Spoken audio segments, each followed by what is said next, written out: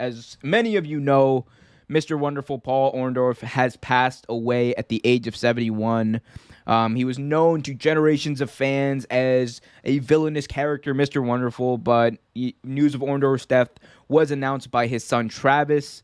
Known for his well sculpted physique and long time finishing move, the pile driver, Orndorff was the ideal bad guy in an era of wrestling that really needed his type of heel. You know, cocky, self-important, hardened. He really liked to show his opponents up, and he was perfect for that. He played that role immensely in the best way. Many will remember him for his opponent, for being one of the opponents in the tag team match in that WrestleMania 1 main event with Hulk Hogan and Mr. T.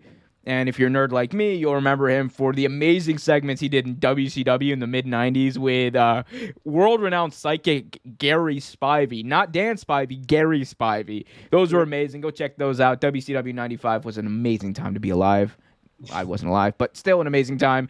But in all seriousness, the Hall of Famer, gone again. And one of the last remnants of this almost bygone era at this point, you know, from the original WrestleMania, the golden era of wrestling.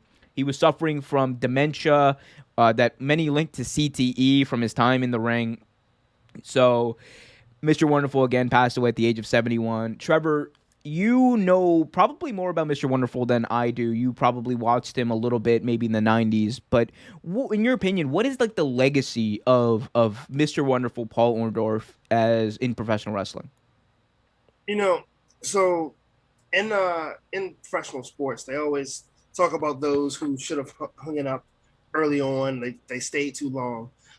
Those who don't know, Paul Orndorff wrestled until like 2001, 2002 in that area, and he also wrestled for New Japan, like clearly into the late 90s. And this man started in like the early mid 70s, or was it mid 60s, something like that. He was around for a very long time, and I think his legacy will always be it for one, having one of the best villainous characters, like you already mentioned. He was one of the best villains I've seen. Like, I mean, there are a lot of, but he really, really embraced that villainous character, and he really was a villain. Like, I told you a story off air about when he took a picture with this fan, and like before they took the picture, he was really nice, and he was really, everything. As soon as they asked him to take a picture, that character turned on, and he turned his back on him and looked at his mirror, and that's how the picture was taken. Like, he was pretty much ignoring them. They're smiling, and he's taking his character, looking at himself in the mirror because he admired himself more than he admired anyone else. And that was Mr. Wonderful. Mr. Wonderful would walk down that aisle. You knew it was Mr. Wonderful because of his music, and just the way he carried himself. He was one of Hulk Hogan's biggest villains.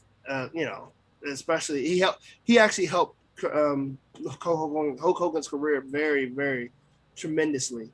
I mean, he was Mr. Wonderful. He really was. Like, some of the things he did in the ring was just amazing.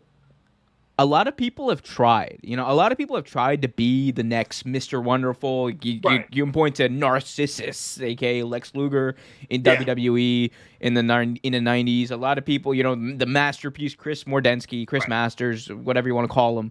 Like, a lot of people tried, but there really was only one Mr. Wonderful, like, who embodied that character so well.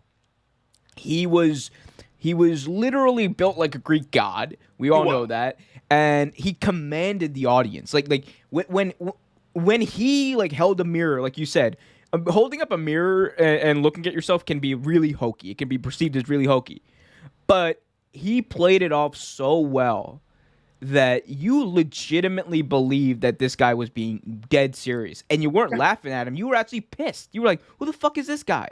Like, thinking he's like better looking than me or whatever. Like, that is such a rare thing in any era of wrestling to be able to accomplish.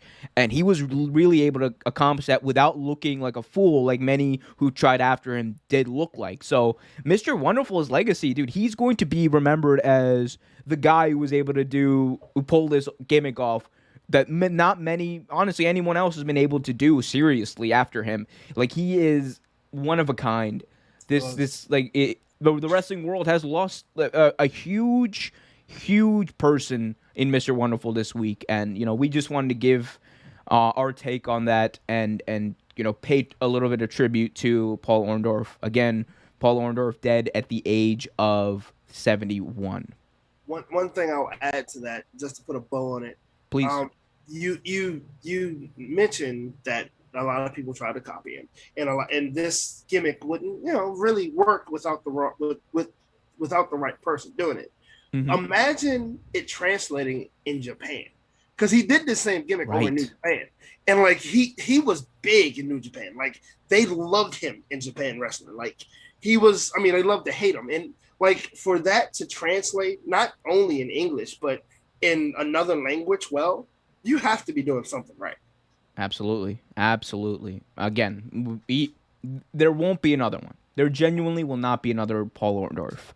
Thanks for watching this video from Real Take Sports Talk. Remember to like, share, subscribe, hit that notification bell so you get notified whenever a new video is released. Also, remember to check out our live show every single Thursday at 8 p.m. right here on the YouTube channel. And remember, keep it real.